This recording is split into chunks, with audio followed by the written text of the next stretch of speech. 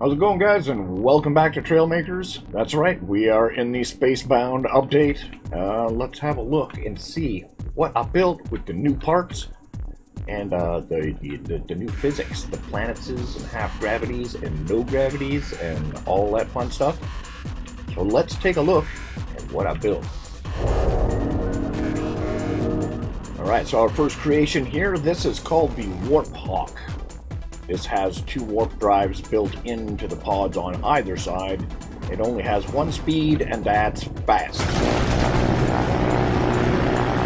Now, I have the funky yellow and purple trails sticking out there because it's had scientist blocks rather than fire. Well, this fast stretches out like that to get that funky color. Oh, what's that one over there?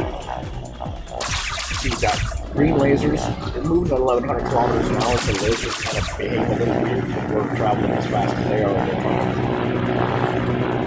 Maintain momentum. Oh, I got a prize. Just coming out of the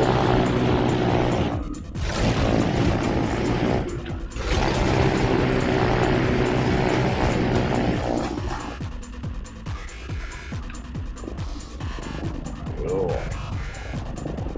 Actually go inside that thing. So yeah, the old Warp Hawk there, that was my one of my first experimentations with the warp drive using quantum butters.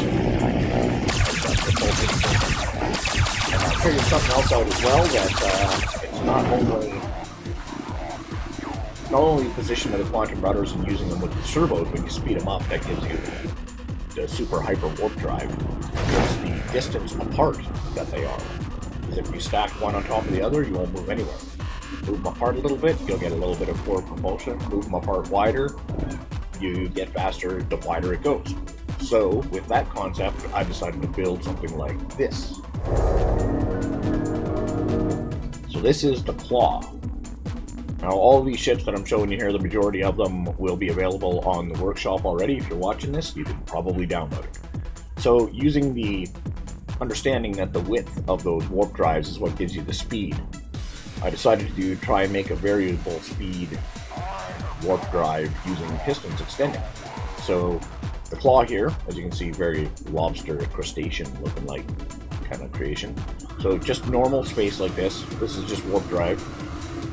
You can see we're only doing 200, 220 kilometers an hour. So not super fast for using a warp drive. But say you want to go to warp 1, so you hit number 1, and it widens out just a little bit, so now we're up to 300, 320, 330, 340. It's like, yeah, that's not too bad. Then you hit number 2, and I go a little wider, and now we're up to 400, 420, 430. And number 3 is our final width, which gets us up around 550, I believe, maximum. So now we have gears 1, 2, and 3 in the Claw. So you can control your warp speed, and you can still actually fly around without constantly being at 1,000 miles an hour, which is really tough to do. So you can go 3, 2, and 1. And that'll bring us right back down and slow us down to cruising speed. Eat up some of my frames, no problem. And of course, this is fully armed. You can see we have tubes out the front here. Where the EMPs fire.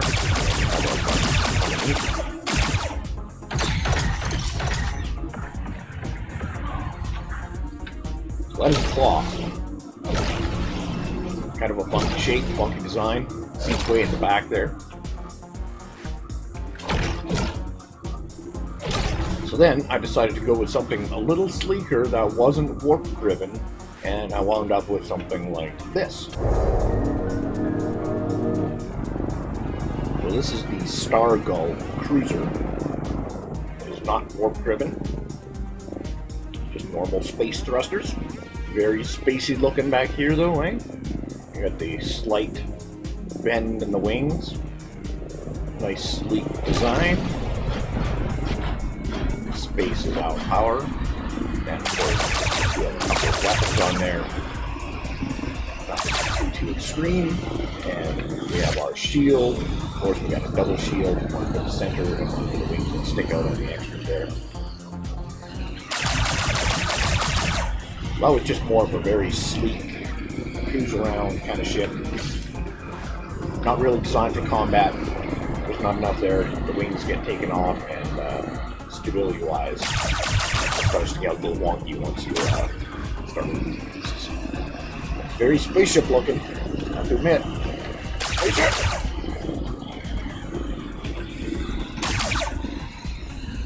Very gull-wing-like. Again, very aerodynamic, even though that makes zero difference whatsoever, right? But that looks like something you see in space.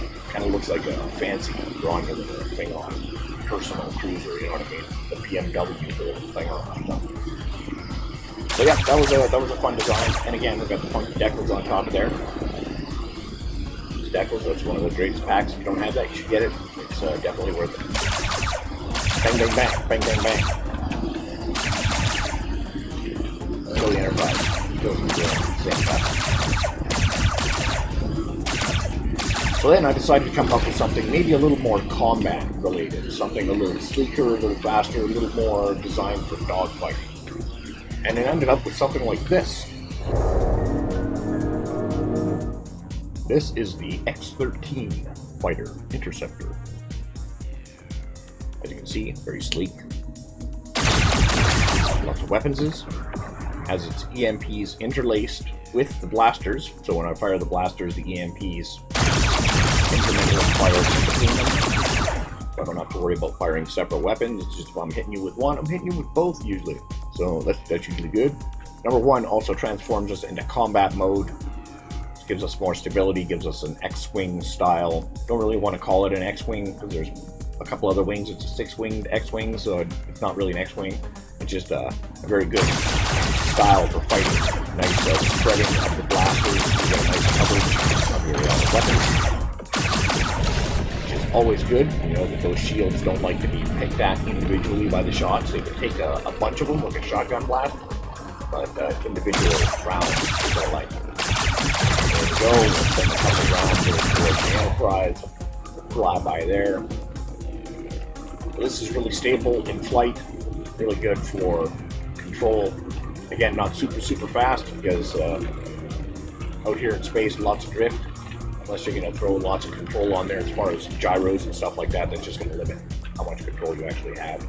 Remember that most fighter jets in the real world are on the verge of crashing. If it wasn't for the computer doing split-second calculations, it would just crash. It would be almost impossible to fly.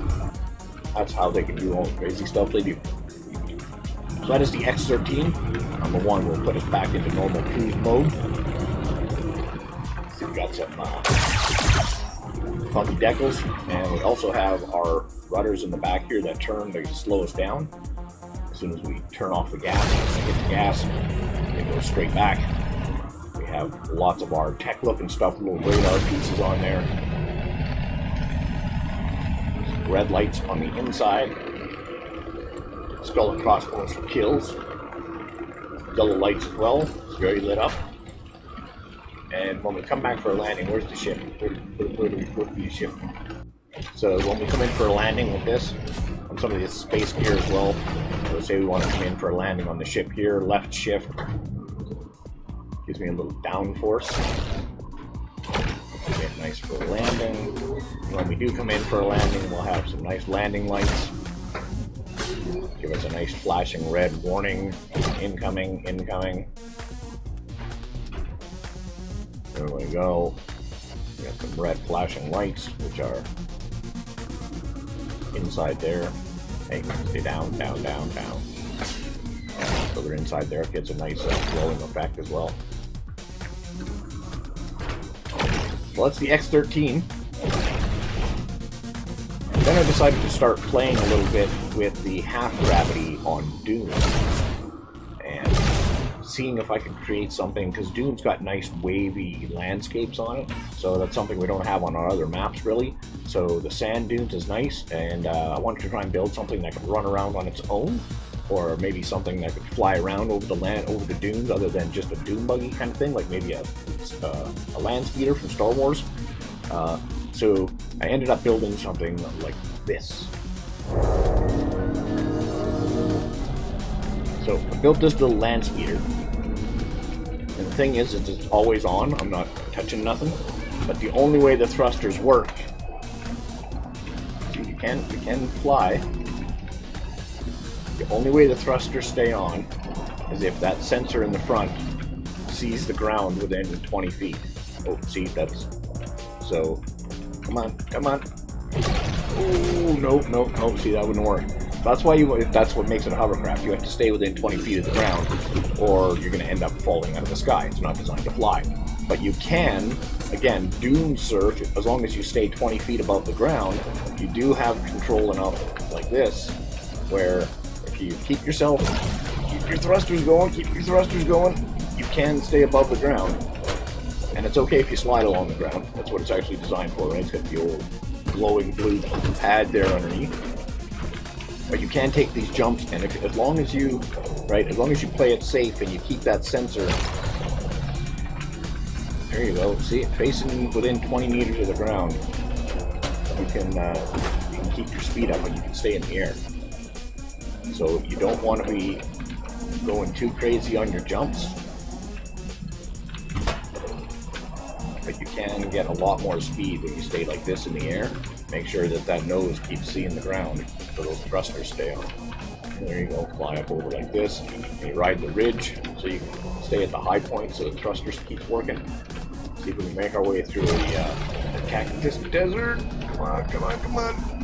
There we go. Beauty. Stay on the ridge, stay on the ridge. Power, power. That's it, power. So this is just all kinds of fun, this thing. Not only is it the challenge of just trying to, again, not hit anything, but just keeping that the right distance so you have power. And you can hear when it turns off, when it kicks back. Oh.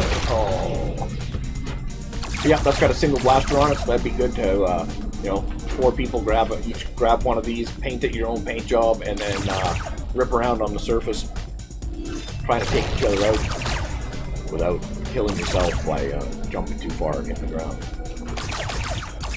So dope, dude. Ooh, manageable speeds. That's a good time to say that, right? Manageable speeds as I crash into a cactus. This damn planet. So then, as I was building this, I was thinking, okay, well, what about, like, this is a lot of wide open, curvy surfaces. There's no cliffs and stuff like that. So what if we build something like a dog that is able to just run around on his own. Run, Fido, run. So this thing is fully sensor driven. Each leg is individually sensor driven. So it can, you know, downward, down, down, down, get down, get, okay, go play, go. Like, and that's not me doing that, right? That's him. That's like, come on, go play. So there you can see the advantage of having the legs individually. Leave the trees alone. Really? Okay, let's not look. Okay, let's just bring you back over this way. This is maybe probably not a good area to let you loose around all these cacti. Yeah, that's it. Good point, good point. So I can steer them a bit, turn them a bit left and right. I don't control the legs at all. Like I said, they're just sensor driven. When they see the ground, they run a little animation for each leg. So that way, when he's in the air, he's not spazzing and he's not just doing a repeating cycle over and over. It actually reacts to the ground and the position that he's in, so that I can let him do his thing and he actually runs. It's got a couple of small mini thrusters on the back, the super small ones, that again are triggered by the sensors. I just give them a little bit of forward motion. Again, it's hard to get a decent amount of speed, and it helps him with going uphill as well, even though he's got the traction pads, friction pads on his little foots, which again are made out of suspension, so they're not constantly braking. But see, the sensor in the front that he's got makes him want to jump up in case he jumps over an obstacle. Oh, now he's got 3 legs. That doesn't stop him though. Fido, where are you going? Get over here. So the beauty of this was the half gravity, or 0.57 gravity here. allows your walker just to be that much more agile, and then with the addition of the gyros, well, now he can stay stable. He's not freaking out, jumping around, bouncing up and down. With only half gravity, you don't have the destruction to defeat as much as you have on the normal maps. So I thought this would be a perfect place to make something like this, and it worked out really well. For a four-legged runner, I don't know how easy it would be to try and get a two-legged runner to run around in here. My first thought, of course, was to make a giant worm, giant sandworm, but complexity got in the way of that real quick. So then after building him, he worked out pretty well. If he's not on the shop, let me know, leave a comment down below, let me know whether or not he's there or not. I'll upload him if I haven't uploaded him.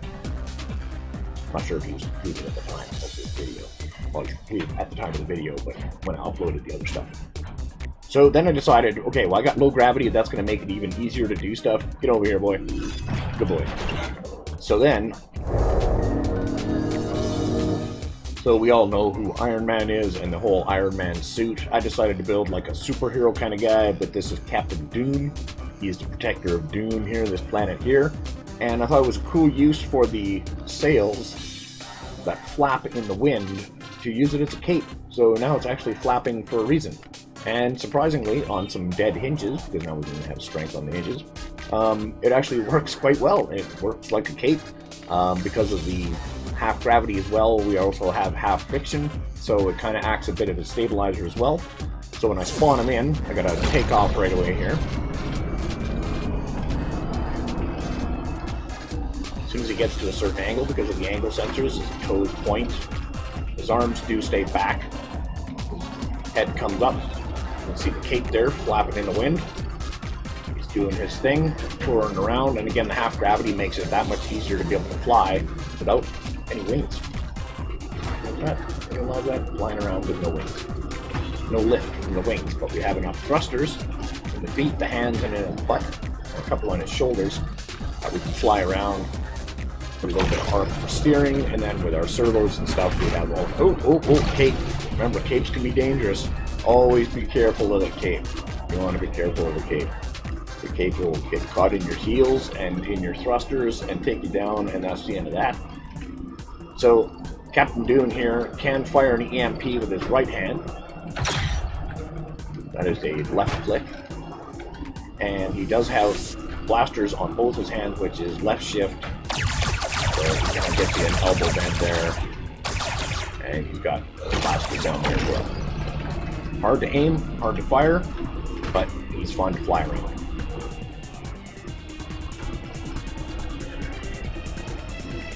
Captain Doon. So yeah, he's fun to do the loops with as well. Woohoo! I know he is on the shop.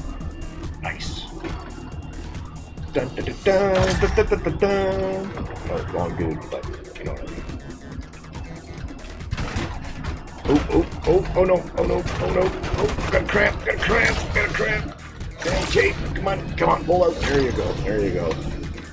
Hey, careful. Yeah, see, it's when you're bringing your heels up. Make sure that cape doesn't get caught in your heels. Loop-de-loop. There we go. His hands do come out A and B. Each individual hand. That's steering. Hey, come on. Oh. Get out of there. Oh. Come on, man. And he works in space as well. In case anybody's wondering, there is an edge out here where I was ripping around with my land speeder there earlier, where if you come out here, you notice that the atmosphere drops, right? You're still out at the edge. So you can get going really fast out here, over the edge, in a vehicle if you're on the surface. That land speeder goes pretty quick out here. So to race around the edge of Doon without end up jumping off the edge, losing control, and drifting off into space, that's pretty fun. Alright guys, I think me and Captain Doon, we're going to call this a video. Thanks again for joining. If you're not subscribed, hit that subscribe button. Leave a like, leave a comment, let me know what was your favorite space build. There will definitely be more space stuff coming in the future. Alright guys, thanks for watching. Have yourself a great night, great day, whatever it is, wherever you are. We'll see you in the next one. Ciao.